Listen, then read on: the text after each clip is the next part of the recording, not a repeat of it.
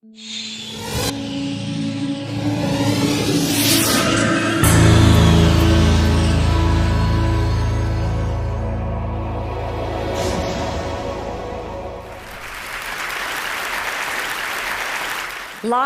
is about opportunities, creating them and embracing them. And for me, that was the Olympic dream.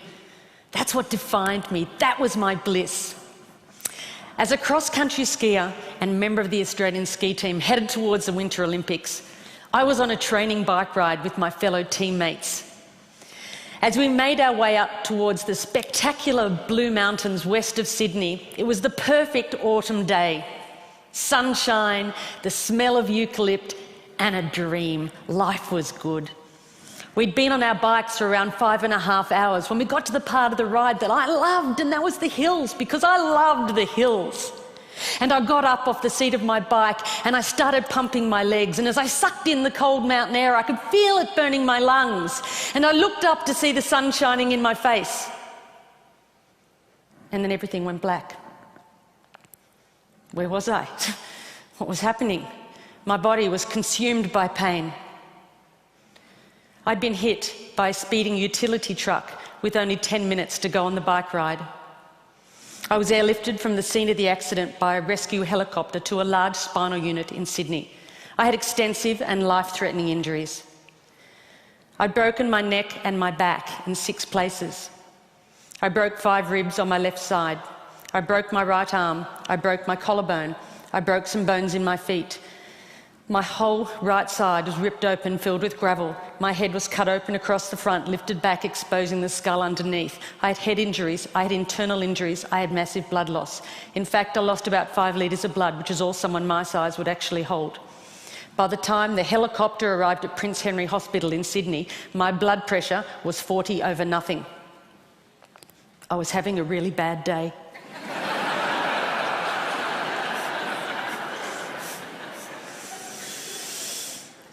For over 10 days, I drifted between 2 dimensions.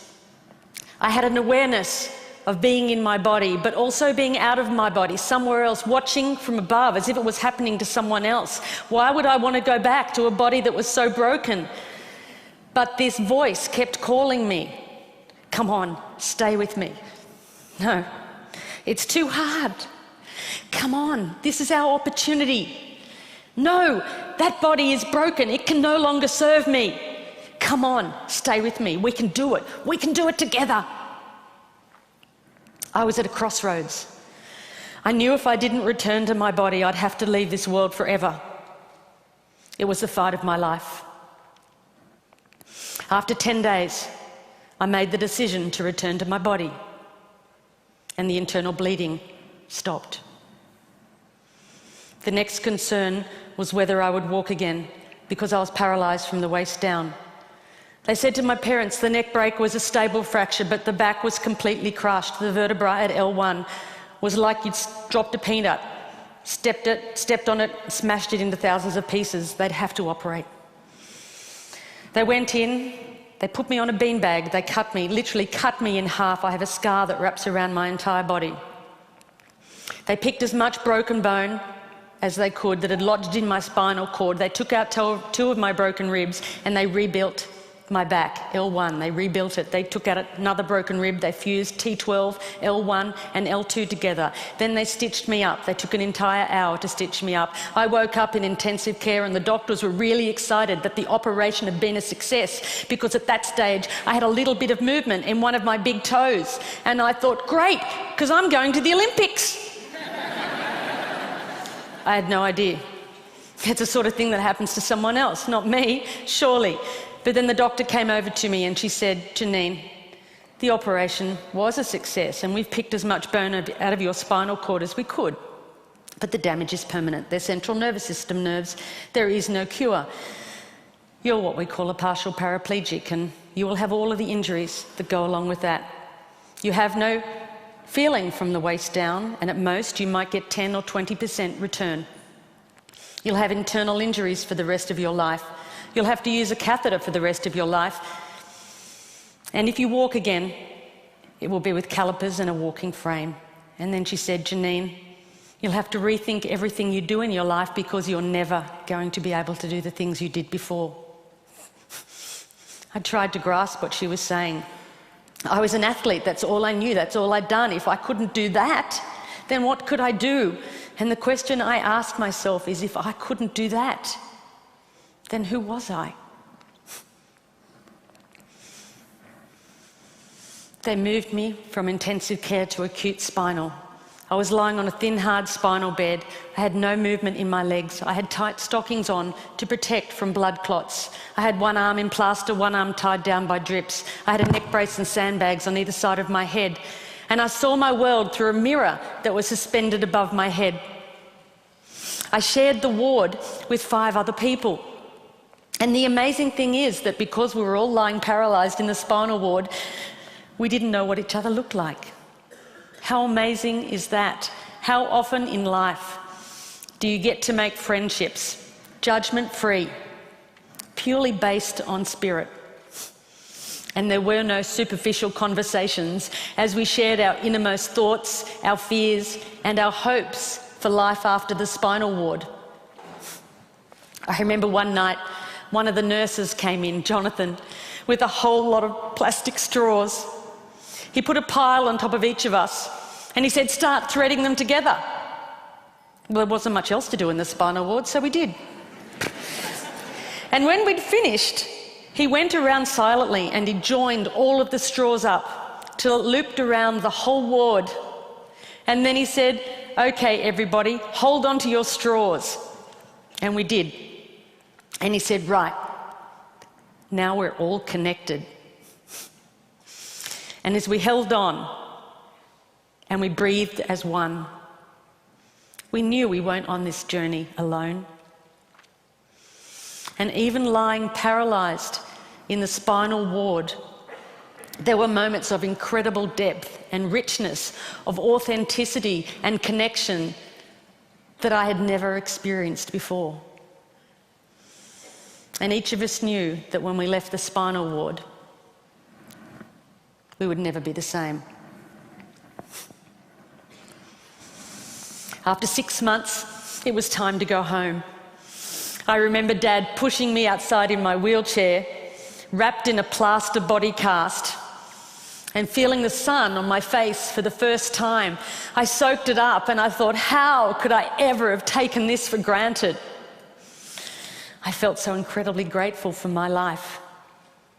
But before I left hospital, the head nurse had said to me, "Janine, I want you to be ready because when you get home, something's going to happen." And I said, "What?" And she said, "You're going to get depressed." And I said, "Not me, not Janine the Machine," which was my nickname. She said, "You are, because see, it happens to everyone. In the spinal ward, that's normal. You're in a wheelchair, that's normal, but you're going to get home and realise how different life is." And I got home and something happened. I realised Sister Sam was right. I did get depressed. I was in my wheelchair. I had no feeling from the waist down, attached to a catheter bottle. I couldn't walk. I'd lost so much weight in hospital, I now weighed about 80 pounds. And I wanted to give up. All I wanted to do was put my running shoes on and run out the door. I wanted my old life back. I wanted my body back. And I can remember Mum sitting on the end of my bed and saying, "I wonder if life will ever be good again." And I thought, how could it? Because I've lost everything that I valued, everything that I'd worked towards, gone. And the question I asked was, why me? Why me? And then I remembered my friends that were still in the spinal ward, particularly Maria. Maria was in a car accident and she woke up on her 16th birthday to the news that she was a complete quadriplegic. Had no movement from the neck down, had damage to her vocal cords and she couldn't talk. They told me, "We're going to move you next to her because we think it will be good for her." I was worried. I didn't know how I'd react being next to her. I knew it would be challenging, but it was actually a blessing because Maria always smiled. She was always happy, and even when she began to talk again, albeit difficult to understand, she never complained, not once. And I wondered, how had she ever found that level of acceptance? And I realised that this wasn't just my life, it was life itself. I realised that this wasn't just my pain, it was everybody's pain. And then I knew, just like before, that I had a choice. I could keep fighting this, or I could let go and accept not only my body, but the circumstances of my life. And then I stopped asking, why me? And I started to ask, why not me? And then I thought to myself, maybe being at rock bottom is actually the perfect place to start.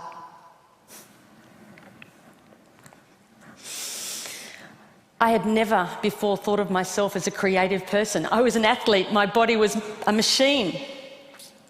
But now I was about to embark on the most creative project that any of us could ever do, that of rebuilding a life.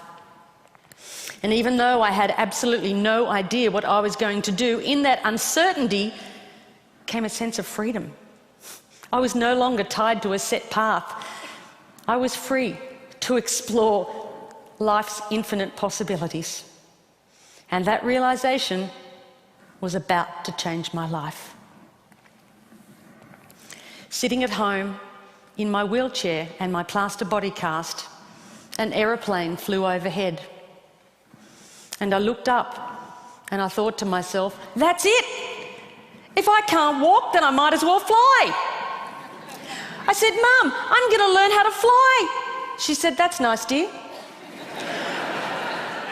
I said, pass me the yellow pages. She's passed me the phone book. I rang up the flying school. I made a booking. Said, I'd like to make a booking to come out for a flight. They said, when do you want to come out? I said, well, I have to get a friend to drive me out because I can't drive. Sort of can't walk either. Is that a problem? I made a booking, and weeks later my friend Chris and my mum drove me out to the airport, all 80 pounds of me covered in a plaster body cast in a baggy pair of overalls.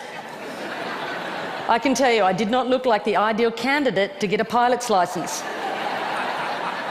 I'm holding onto the counter because I can't stand. I said, hi, I'm here for a flying lesson. And they took one look and ran out the back to draw short straws. You get her. No, you take her. Finally, this guy comes out. He goes, hi, I'm Andrew, and I'm going to take you flying. I go, great. So they drive me down. They get me out on the tarmac, and there was this red, white, and blue aeroplane. It was beautiful. They lifted me into the cockpit. They had to slide me up on the wing, put me in the cockpit. They sat me down. There are buttons and dials everywhere. I'm going, wow, how do you ever know what all these buttons and dials do? Andrew, the instructor, got in the front, started the aeroplane up. He said, would you like to have a go at taxiing? That's when you use your feet to control the rudder pedals, to control the aeroplane on the ground. I said, no, I can't use my legs. He went, oh. I said, but I can use my hands. And he said, okay. So he got over to the runway and he applied the power. And as we took off down the runway and the wheels lifted up off the tarmac and we became airborne, I had the most incredible sense of freedom. And Andrew said to me, as we got over the training area, you see that mountain over there? And I said, yeah. And he said, well, you take the controls and you fly towards that mountain. And as I looked up, I realised that he was pointing towards the Blue Mountains, where the journey had begun. And I took the controls, and I was flying. And I was a long, long way from that spinal ward, and I knew right then that I was going to be a pilot. Didn't know how on earth I'd ever pass a medical. But I'd worry about that later, because right now I had a dream. So I went home, I got a training diary out, and I had a plan. And I practiced my walking as much as I could. And I went from the point of like 2 people holding me up to 1 person holding me up, to the point where I could walk around the furniture, as long as it wasn't too far apart. And then I made great progression to the point where I could walk around the house, holding onto the walls like this. And Mum said she was forever following me, wiping off my fingerprints. But at least she always knew where I was. So while the doctors continued to operate and put my body back together again, I went on with my theory study.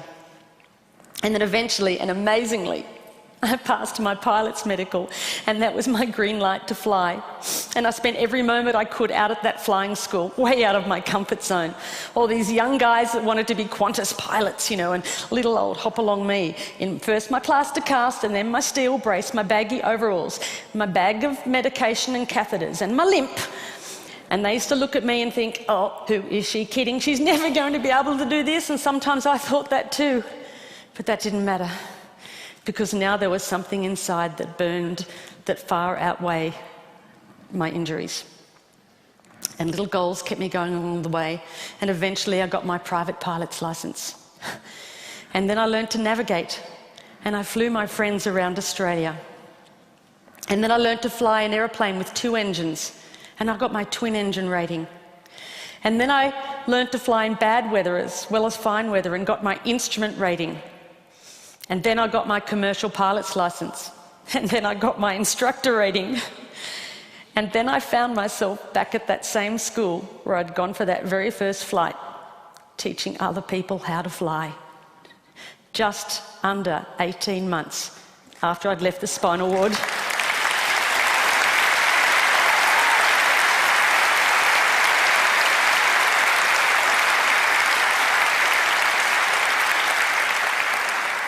And then I thought, why stop there? Why not learn to fly upside down? And I did. And I learned to fly upside down and became an aerobatics flying instructor. And Mum and Dad, never been up.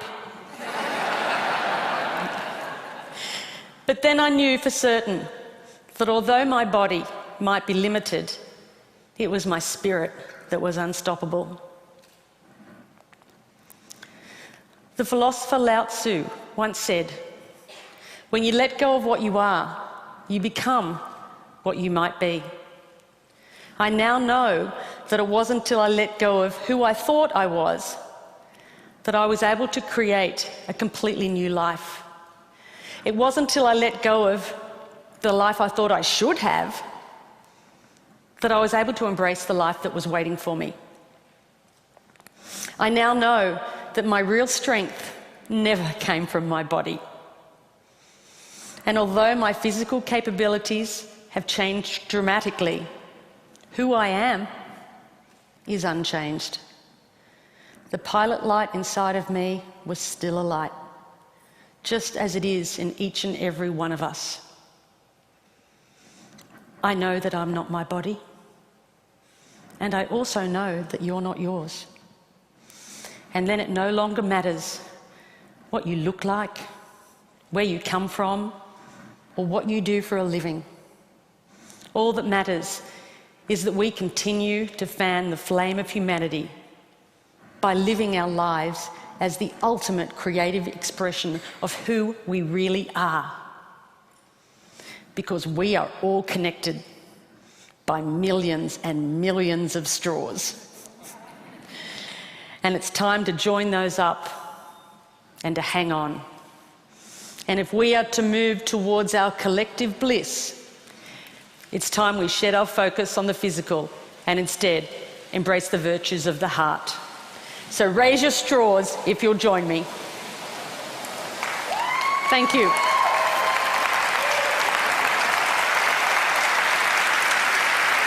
Thank you.